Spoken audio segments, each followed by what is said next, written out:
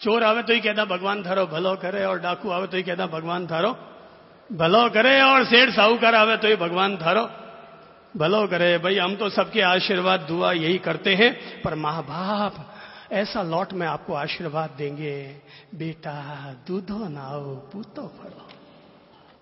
वो उनके जो आशीर्वाद होंगे, सुबह सुबह उनको प्रणाम करो, आशीर्वाद लो। और प्रणाम करो ना, प्रणाम करो तो स्प्रिंग कट मत करना यूं जैसे कोई टांग खींच के पकड़ के नीचे गिरा रहे हो। स्प्रिंग करने आराम से, अदब से, धीरज से, वो भी थोड़ा अपने भीतर भाव लाए और वो भी थोड़ी दुआ दे।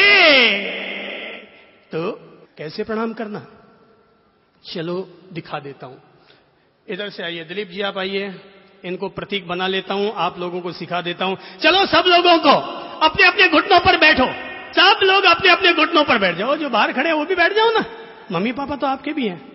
हो जाओ घुटने पर, सड़कों पर घुटने घिसते नहीं है, बैठ जाओ बैठ जाओ बैठ जाओ, सब आ जाओ घुटनों पर। घुटने टिक गए ना सब गए? हाँ। अब देखो प्रणाम कैसे करने चाहिए।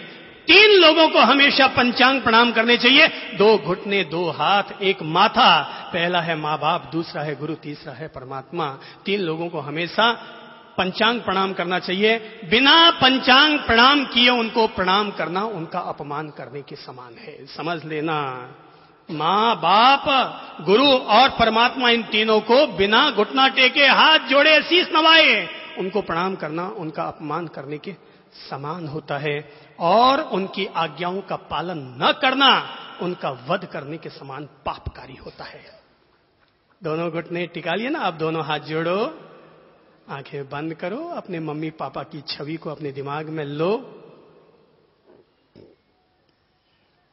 अपने मम्मी पापा की छवि को अपने दिमाग में लो और श्रद्धा पूर्वक यहां बैठे बैठे उनको प्रणाम समर्पित करो। और मन में यह प्रतिज्ञा लो कि हे माता पिता, आज से मैं आपको रोजाना सुबह उठकर आपको प्रणाम करूंगा करूंगा करूंगा।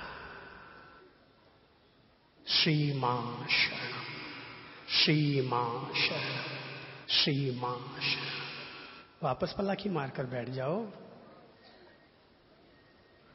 हफ्ते में एक बार ही सही, लेकिन हफ्ते में एक बार ही सही, लेकिन रविवार ही सही है, लेकिन माँ बाप के साथ बैठकर खाना जरूर खाओ। अरे अपने हाथों से रोटी चूर चूर कर, दूध में, दाल में, जिसमें भी आपको अच्छी लगे, अपने हाथों से चूर चूर कर रोटी माँ बाप को खिलाया करो। देखो भाई, हम तो भाई भाई लोग हैं ना, हम भाई भाई लोग हैं। महीने में 30 दिन, अरे महीने में 30 दिन ललित सागर जी रोटी चूरते हैं और चंद्र सागर जी टिकाते हैं। महीने में 30 दिन, महीने में 30 दिन। और जिस दिन रोटी भाई ने नहीं चूरी और भाई के हाथ की चोरी हुई रोटी खाने को नहीं मिलती, उस दिन लगता है यार मजा नहीं आ रहा है, खाने में मजा नहीं आ रहा है। पेट तो भर गया पर तृप्ति नहीं आई। तृप्ति कब आती है?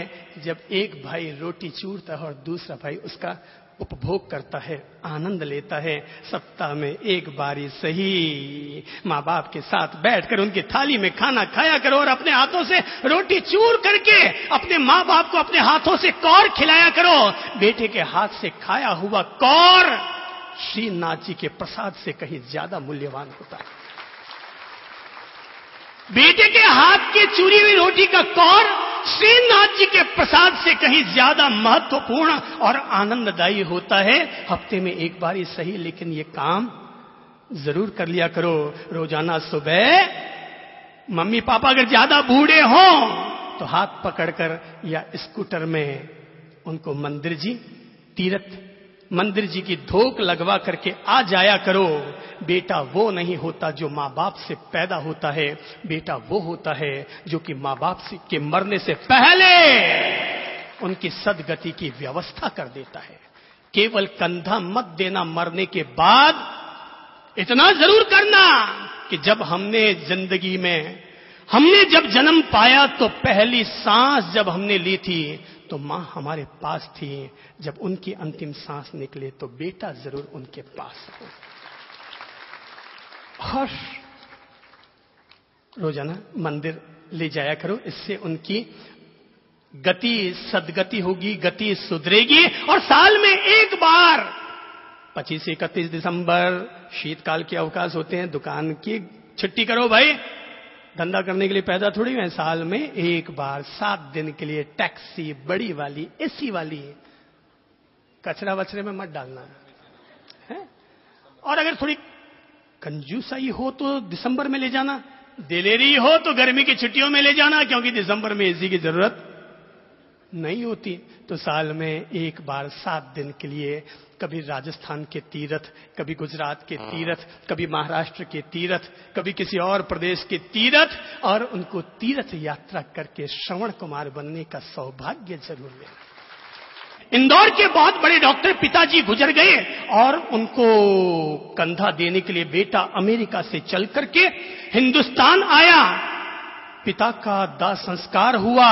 12 दिन के बाद बेटे ने मां से कहा कि मां, अब आप यहां पर अकेले रहे, ये ठीक नहीं है, आप मेरे साथ अमेरिका चलिए।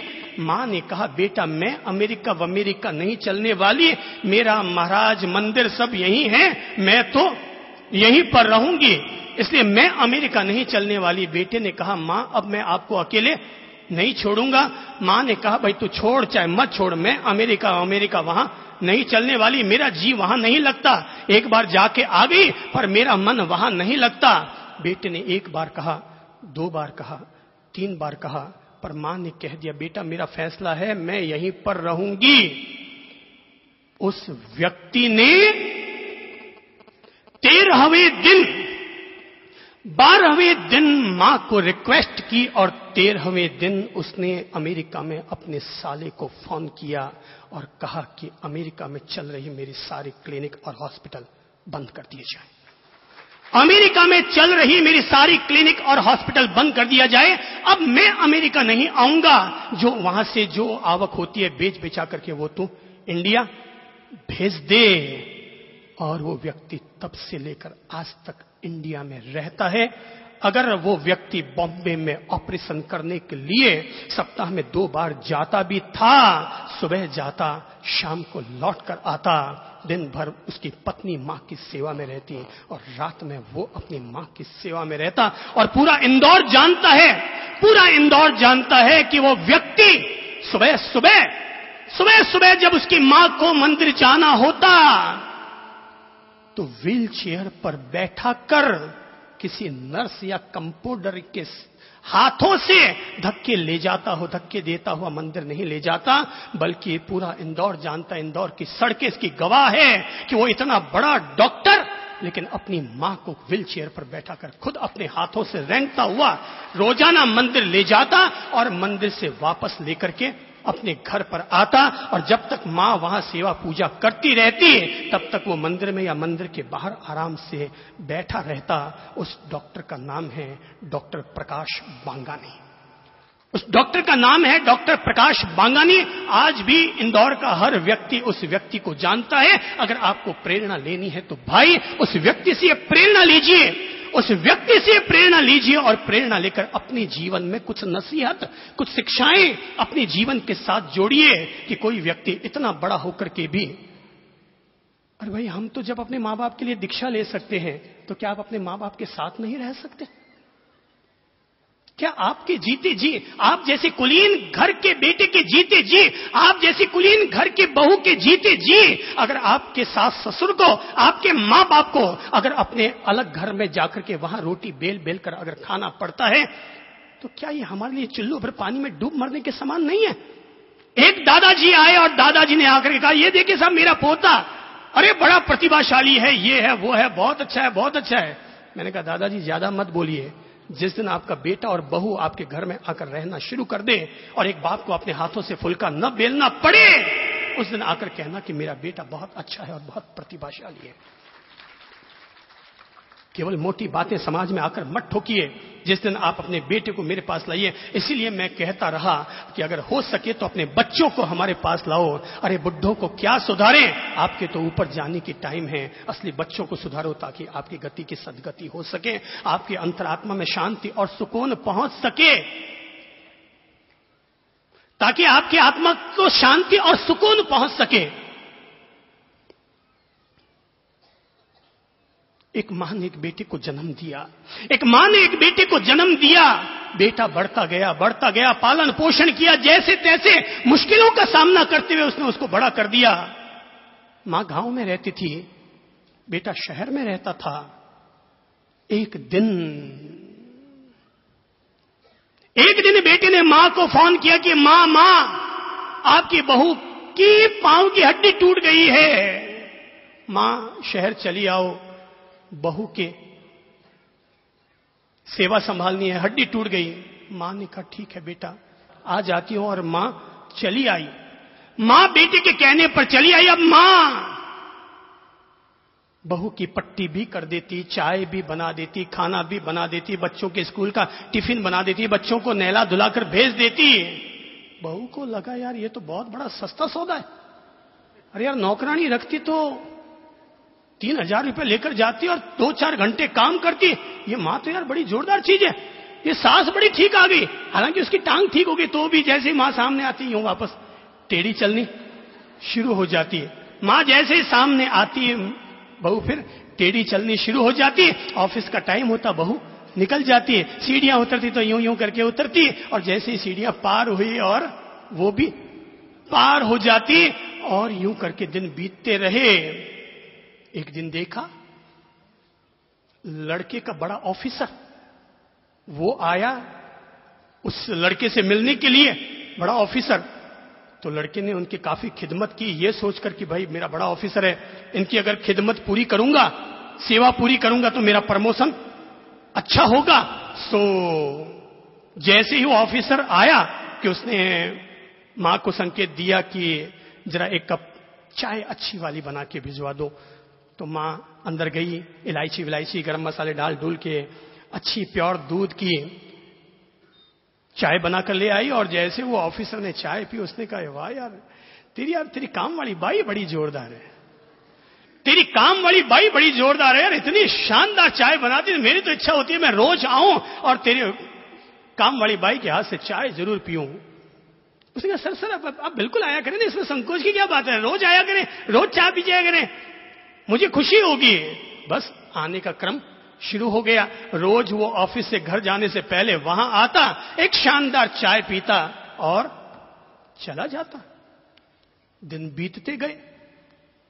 एक दिन वो बड़ा ऑफिसर आया और आकर कहने लगा भाई आज क्या है कि मेरे बेटे का जन्मदिन है,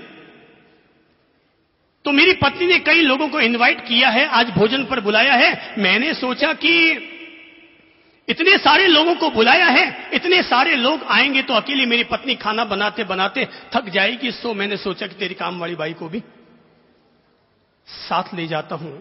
वो सकते में आ गया कि अब मैं क्या बोलूं क्या ना बोलूं, कैसे मां को जाकर कहूं कि मां तो इनके साथ चली जा। उसको लगा कि अगर मैंने भेज दिया तो ये ठीक नहीं होगा। उसने कहा सर दरअसल बात यह है कि ये काम वाली बाई नहीं है, ये बाई काम वाली बाई नहीं है। ऑफिसर ने कहा क्या बात करते हो, काम वाली बाई नहीं तो कौन है, काम वाली नहीं तो कौन है। इतने में वो माझी अंदर से चली आई। उसने कहा बोलो बेटा क्या बात है। उसने कहा नहीं मां कुछ नहीं मां।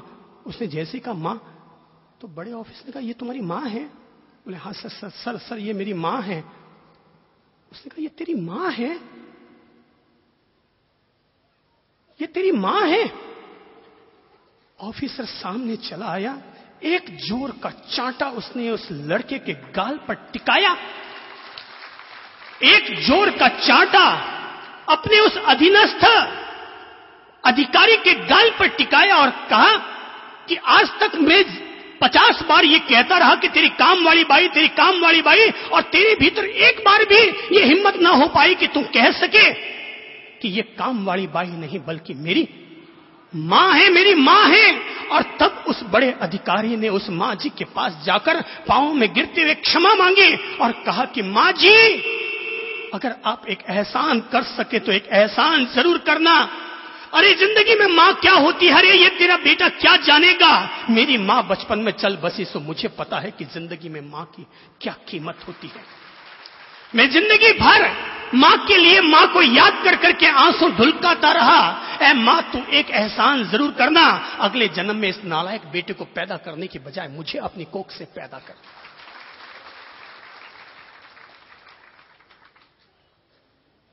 क्या कहोगे, काम वाली बाई या मां, क्या कहोगे?